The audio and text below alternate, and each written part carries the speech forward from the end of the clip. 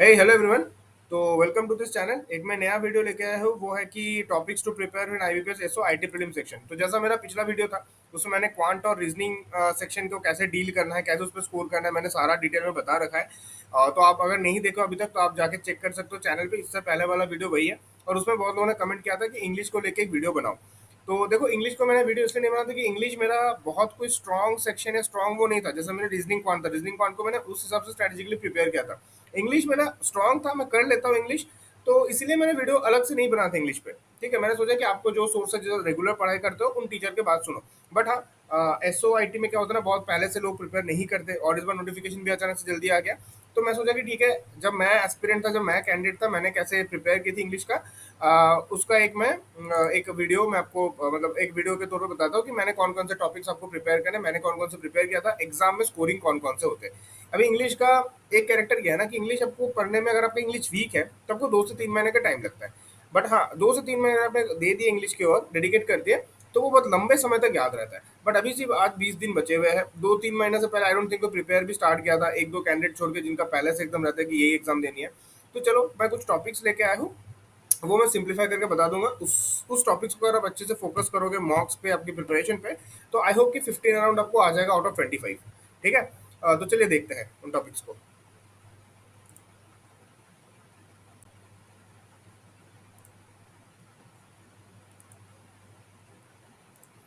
तो चलिए टॉपिक्स को देखते हैं।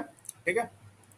मैं अपना पेन ले लेता हूँ। हाँ, देखो, तो सबसे पहले मैंने ग्रामर बेस्ड टॉपिक्स यहाँ पे सबसे पहले लिखा है। ग्रामर बहुत इंपॉर्टेंट होता है। और ग्रामर में आपको किस तरह के क्वेश्चंस आते हैं ना, ग्रामर में जैसे आपको एक सेंटेंस दिया रहेगा, आपने होपफुली देखा होंगे मॉक्स में और आपके प्रीवियस क्वेश्चंस में। एक सेंटेंस आएगा, उसके 4 पार्ट रहेगा, ABCD, कौन से पार्ट में एरर है आपको ये बोलना है, या तो करेक्ट से आपको रिप्लेस करना है। ये थोड़ा सा ट्रिकी होता है, बट कहीं ना कहीं ऑप्शंस दिया हुआ रहता है, तो ऑप्शंस के तो ईजी होता है। अभी ग्रामर बेस्ड आपको प्रैक्टिस कहाँ से करना है, देखो आप यूट्यूब पे जाओ, उसमें सर्च मारो 60 रूल्स ऑफ ग्रामर करके। इसका मैंने लिंक दे दूंगा डिस्क्रिप्शन बॉक्स पे, ये दिया हुआ है लिंक, आप एक बार चेक कर लेना। 60 रूल्स ऑफ ग्रामर, उसमें से जितना रूल्स आपको होता है उतना आप करके प्रैक्टिस करके चले जाओ, आपका काम बन जाएगा। दूसरा, उसमें से भी कौन सा अगर इंपॉर्टेंट पूछोगे ना कि टाइम कम है या इंग्लिश मेरा बहुत ही वीक है, तो उसमें एक आता है सब्जेक्ट वर्ब एग्रीमेंट करके। सब्जेक्ट वर्ब एग्रीमेंट थोड़ा यूट्यूब से देख लो, सब्जेक्ट एग्रीमेंट होती क्या है। ठीक है। 10-15 मिनट का वीडियोस आएंगे छोटे छोटे, आप सब्जेक्ट एग्रीमेंट एक बार देख लो, या कोई चैनल के 1 घंटे का वीडियो मिला तो आप देख लो सब्जेक्ट वर्ब एग्रीमेंट क्या होता है। उससे बहुत क्वेश्चन आते हैं भर भर के। और उसके बाद जितना 60 रूल्स ऑफ ग्रामर आप कर सको, ये ना बहुत कोई टफ रूल्स नहीं है। एक एक वीडियो रानी मैम करके एक है, मैंने उनसे पढ़ा था, वो नॉर्मली एसएससी के लिए पढ़ाते हैं, बट मेरे को हेल्प होता है इसमें। ठीक है। तो 60 रूल्स ऑफ ग्रामर में आप जितना रूल्स याद कर सकते हो उतना रूल्स आप कर लो। एक एक वीडियो उसमें 4-5 मिनट का भी छोटा छोटा वीडियोस है। कुछ कुछ टॉपिक्स है जो 10-12-15 मिनट का है, बट ओवरऑल आपका छोटा वीडियो है। 60 डेज ऑफ ग्रामर मतलब 2 दिन लगातार करोगे तो हो जाएगा, ऐसा है। दूसरा सबसे स्कोरिंग चीज है, वो होता है कंप्रीहेंशन। कंप्रीहेंशन से ना बहुत सारे कैंडिडेट्स को एक डर रहता है कि कंप्रीहेंशन इतने बड़े पैसे जाते हैं, ये सबसे स्कोरिंग है, क्योंकि इसके जो कंप्रीहेंशन आते हैं ना, मे भी थोड़ा लेंदी हो सकते हैं, उसमें डायरेक्ट क्वेश्चन आते हैं। अभी एक कंप्रीहेंशन में आपको कम से कम 8 से 10 क्वेश्चन तक आपको देखने को मिल सकते हैं। 10 थोड़ा ज्यादा हो गया, 8 क्वेश्चन तो आराम से आपको देखने को मिलेगा। जिसमें से ना इन 8 क्वेश्चन में से आपका 5 से 6 क्वेश्चन आपका एकदम डायरेक्ट क्वेश्चन होता है पैसेज से। For example, the passage is about a farmer. ठीक है। तो फार्मर कहाँ रहता है, उसका नाम क्या है, वो डेली उसका लाइफस्टाइल क्या है, डेली वो क्या करता है, उसके लाइफ में प्रॉब्लम्स क्या है, उसके कौन कौन से फैमिली मेंबर्स है। मान लो एक फार्मर को लेकर पैसेज है, कुछ कुछ बीच में वर्ड्स या सेंटेंसेस थोड़े भारी भारी शब्दों में लिखा जाएगा। बट जो 5-6 क्वेश्चन बताया ना, ये फैक्चुअल क्वेश्चन है कि फार्मर का एज कितना है, वो डेली कहाँ से पानी लाने जाता है, इस टाइप का क्वेश्चन आता है। ये हाईली स्कोरिंग है, इसको छोड़ना नहीं है आपको कंप्रीहेंशन में। ठीक है। अभी कंप्रीहेंशन कुछ लोग बाद में भी अटेम्प्ट करते हैं, कुछ लोग पहले भी अटेम्प्ट करते हैं। मैं अगर कंप्रीहेंशन दिख जाए तो मैं अटेम्प्ट कर लेता हूँ, क्योंकि मुझे इतना भरोसा है कि 5 से डायरेक्ट क्वेश्चन हो जाएगा। बाकी का 3-4 क्वेश्चन क्या, बाकी आपका 1-2 क्वेश्चन आएगा जो कॉम्प्रिहेंशन में से कोई वर्ड को हाईलाइट कर देगा, उसका आपको एंटोनिम या तो सिनोनिम पूछेगा।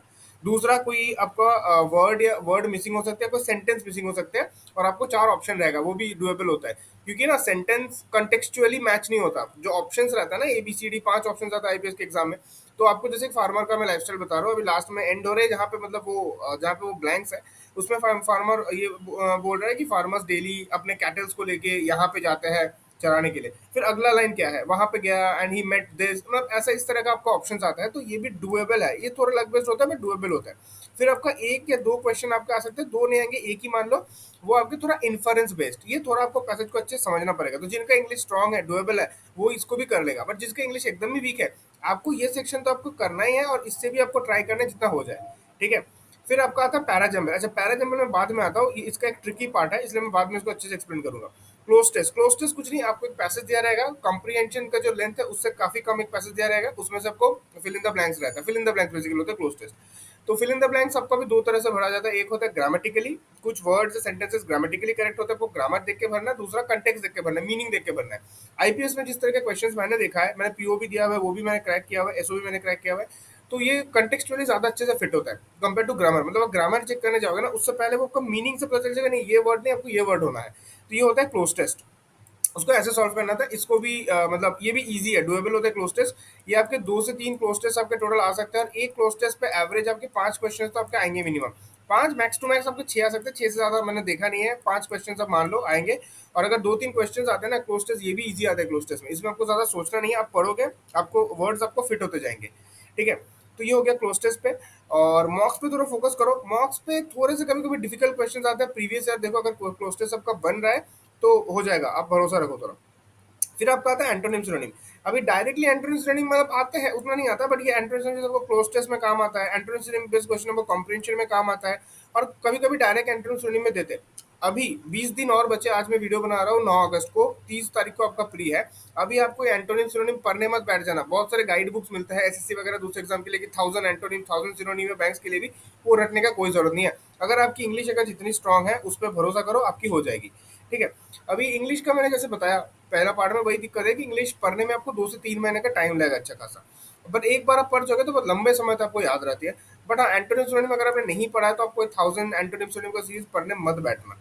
फिर आपका आता है सेंटेंस और वर्ड रीअरेंजमेंट। अभी ये पैरा जंबल से किस तरीके से डिफरेंट है, देखो सेंटेंस वर्ड अरेंजमेंट ये ना इजी आता है, इससे ये भी मीनिंग के थ्रू सॉल्व हो जाता है आराम से। आपको एक सेंटेंस का 4 आपको पार्ट दिया रहेगा, ठीक है, 4 पार्ट में से आपको उसको रीअरेंज करना है, ये बहुत इजी होता है। मैं एक पार्ट में 3-4 वर्ड होता है तो बहुत ये इजी होता है रीअरेंज, ये मिक्स मतलब क्या बोलते हैं ना, ये आपका हो जाएगा, ये पैरा जंबल नहीं आता, ये मीनिंग से हो जाएगा।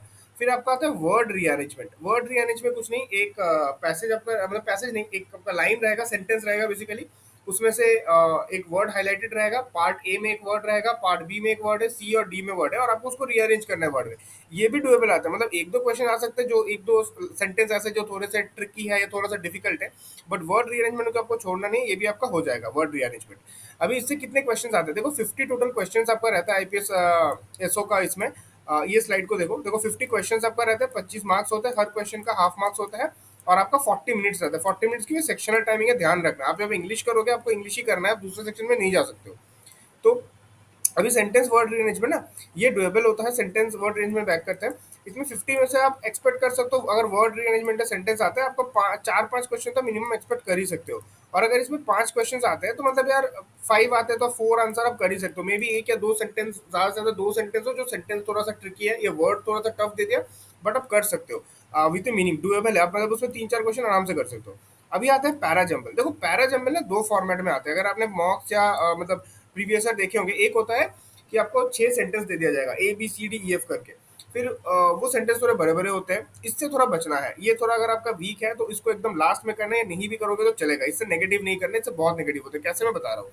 पैरा जंबल में क्या होता है, आपको ऐसे सेंटेंस दे दिया, मतलब आपको 6 सेंटेंस दे दिया A B C, फिर आपको उसको मतलब अरेंज करना है इस ऑर्डर में, मे बी वो F से स्टार्ट हो रहा है, मे बी वो A से स्टार्ट होता है सेंटेंस, वो रीअरेंज करना है।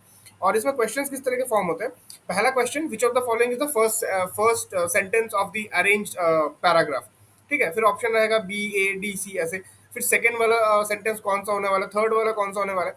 ये सबसे रिस्की चीज है, क्योंकि अगर आपका अरेंजमेंट ही गलत है ना, तो आपका सारा, आपका फर्स्ट सेकंड थर्ड हर कुछ आपका गलत आएगा। और दूसरा है आपका दूसरा फॉर्म में आता है, वो छोटे छोटे पैराजम्बल्स होते हैं, उसमें से एक मतलब ऐसे ABCD 4 ऑप्शन देगा जो कि ऐसे जम्बल्ड अप सेंटेंसेस है। फिर उसी क्वेश्चन में आपसे पूछा जाएगा which of the following is the correct sequence, फिर आपको 3 ऑप्शन दिया रहेगा। मान लो एक ऑप्शन है BC, फिर AD, फिर आपका रहेगा ADCB। ये डुएबल है क्योंकि ये ना छोटा है, इसमें आपको ज्यादा रीड नहीं करना, ये छोटा छोटा क्वेश्चन है, अगर आपसे नहीं बने तो आप अगले क्वेश्चन पे स्किप कर जाना। ये डुएबल है, इसका थोड़ा ध्यान रखना, पॉसिबल है। ये वाला थोड़ा डाइसी एरिया है, ये अगर आपका पैरा जंबल अगर नहीं बन पर इसको लास्ट में अटेम्प्ट करो। मैं आईपीएस पीओएसओ में इसको लास्ट में अटेम्प्ट करता था, और मतलब अगर नहीं बने तो नहीं अटेम्प्ट कर, पूरा आपको मैं अरेंज नहीं करता था। तो कभी क्या होता है ना, फर्स्ट सेंटेंस कौन सा होने वाला है, तो फर्स्ट सेंटेंस मतलब पहचाना जाता है। फर्स्ट सेंटेंस वही होता है जो आपको इंट्रोड्यूस कर रहा है पैराग्राफ में, क्या बोला जा रहा है उसके ऊपर। फर्स्ट सेंटेंस या कभी भी फर्स्ट सेंटेंस पहचान गया तो सेकंड क्या बी आने वाला है कि सी आने वाला है, वो आइडेंटिफाई होते हैं। तो इसमें टोटल बता रहा हूँ, इसमें आपको 6 से 7 ऐसे आपको क्वेश्चंस आएंगे, उसमें से 1-2 भी क्वेश्चन बन जाए तो ठीक है, इसको आप लास्ट में अटेम्प्ट करना। बट हाँ, इस टाइप का पैरा जंबल जहाँ पे आपको मतलब एक ही क्वेश्चन में आपको पूरा पैरा को अरेंज करना है करेक्ट ऑर्डर पे, ये छोटे, ये मतलब ये इजी होता है। ये इसमें ना सेंटेंसेस छोटे छोटे होते हैं। सेंटेंस ए एक बहुत सिंपल सेंटेंस है, बी भी सिंपल सेंटेंस है, आपको करेक्ट ऑर्डर आपको मतलब आपको ऐसे फिगर आउट करना है। और इसमें ज्यादा सेंटेंस भी नहीं होने वाला, मैक्स टू मैक्स 5 सेंटेंस होने वाला है। इसको ट्राई करना, बट हाँ पैरा जंबल को सबसे लास्ट में करना, क्योंकि grammar based, comprehension based cloze test आपका हो जाए, सेंटेंस वर्ड अरेंजमेंट हो जाए, उसके बाद आप पैरा जंबल करना। अगर आपका इंग्लिश वीक है तो इंग्लिश, इनफैक्ट इंग्लिश स्ट्रॉन्ग भी है तो लास्ट में पैरा जंबल करना, क्योंकि इसमें मिस्टेक होने के चांसेस बहुत ज्यादा रहता है, आपको नेगेटिव बिल्कुल नहीं करना है। अभी अगर आप ग्रामर बेस्ड क्वेश्चंस कर लोगे, ग्रामर बेस्ड मैंने 60 रूल्स का बोला, मैं डिस्क्रिप्शन पे लिंक में इसमें प्रोवाइड कर दिया है, आप चेक कर लेना। Grammar based comprehension cloze test और आप सेंटेंस में इतना करोगे ना, तो कम से कम आउट ऑफ 50 हम लोग इसमें एक्सपेक्ट कर सकते हैं आपका 35 से 40 क्वेश्चन इन टॉपिक से आएगा। और इस पे अगर आपकी 90% एक्यूरेसी अगर आप मेंटेन करते हो, तो इजीली इस पे देखो आपका 14 से 15 मार्क्स आपका यहीं पे से आ रहा है। उसके बाद अगर पेपर इजी होता है या पैरा जंबल से एक आध दो क्वेश्चन आप यहाँ से अगर आप पुल कर सकते हो, तो आपके ये 15 प्लस क्वेश्चन तो आपके आराम से आ जाएंगे, 15 प्लस मार्क्स आराम से आ जाएंगे इंग्लिश सेक्शन पे। और ये तो मतलब क्या 90% में नहीं, तो मतलब 70-80% एक्यूरेसी लेके मैं बात कर रहा हूँ।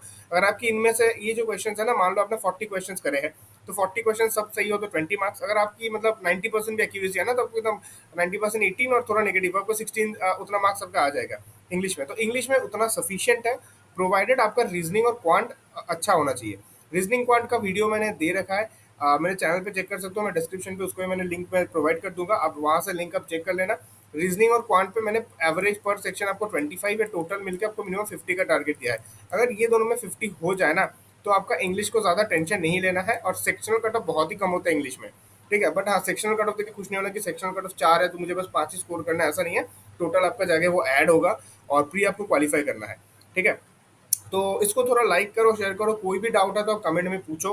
लास्ट वीडियो के मेरे कमेंट्स में आते हैं भाई इंग्लिश कैसे पढ़ना है ब्रो, इंग्लिश कैसे पढ़ना है, इस तरह के कमेंट्स आते हैं, तो मैंने बताया इंग्लिश, ये चीज़ों पे इंग्लिश पे आप ध्यान रखो।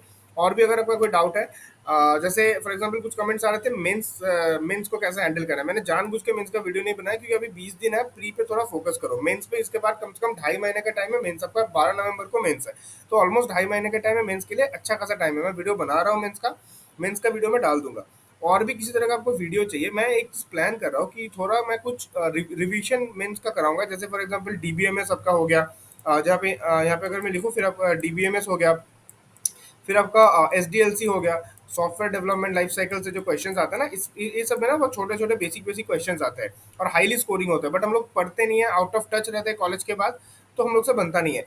एसडीएलसी हो गया, फिर आपका ऊप्स प्रोग्रामिंग का हो गया, फिर आपका C plus plus Java related भी छोटे छोटे क्वेश्चंस आते हैं, पाइथन से भी छोटे छोटे क्वेश्चंस आजकल आते हैं। तो अगर इनके आपको कुछ वीडियोस कुछ गाइड्स चाहिए, मैं आपको ऐसे, मैं तो मतलब ऑलरेडी मैं बता चुका हूँ मैंने कहाँ से प्रिपेयर किया था, जिनको नहीं पता, मैंने गेट्स मैसर से पढ़ाई किया था। आप गेट्स मैसर यूट्यूब चैनल सर्च करो, आप उनका कोर्स ले सकते हो, वहाँ पे मैंने देखा है कोर्स लॉन्च हुआ इस साल, तो उनका आप कोर्स ले सकते हो, आपका मेंस का पूरा आपका हो जाएगा। बट अगर आपको ऐसे रिवीजन की जरूरत है, डीबीएमएस थोड़ा थोड़ा एसडीएलसी, इनके जो इंपॉर्टेंट पार्ट्स है, तो आप कमेंट में बताओ, मैं उस अकॉर्डिंगली फिर अपने वीडियोस को प्रिपेयर करूंगा, ठीक है। तो चलते हैं, मिलते हैं अगले वीडियोस में। तब तक के लिए bye bye, take care and keep preparing. कोई भी डाउट है तो आप यूट्यूब पे कमेंट सेक्शन पे आप पूछ सकते हो। एंड इसको थोड़ा लाइक करो, शेयर करो, सब्सक्राइब करो, मतलब ये अगर शेयर हो रहा है, लाइक्स आ रहे हैं, तो मुझे भी लगता है कि हाँ मेरे वीडियोस हेल्प कर रहे हैं, मेरे वीडियोस पहुंच रहे हैं। लास्ट ईयर मैं आपकी जगह पे था, मेरे वीडियोस लोगों तक पहुंच रही है, तो मेरे को भी थोड़ा मतलब मोटिवेशन मिलता है अगला वीडियोस बनाने के लिए। और दूसरी बात है, पहला वाला वीडियो में मेरा ऑडियो ठीक नहीं आ रहा था, मैंने माइक्रोफोन चेंज किया, उम्मीद करता हूँ उसमें ऑडियो अच्छा है, ऑडियो अच्छा है और ऑडियो में कुछ खराब है तो वही बताओ। तब तक के लिए मिलते हैं अगले वीडियो में। Keep preparing, keep working hard and let me know in the comments anything you need else. Thank you, bye bye.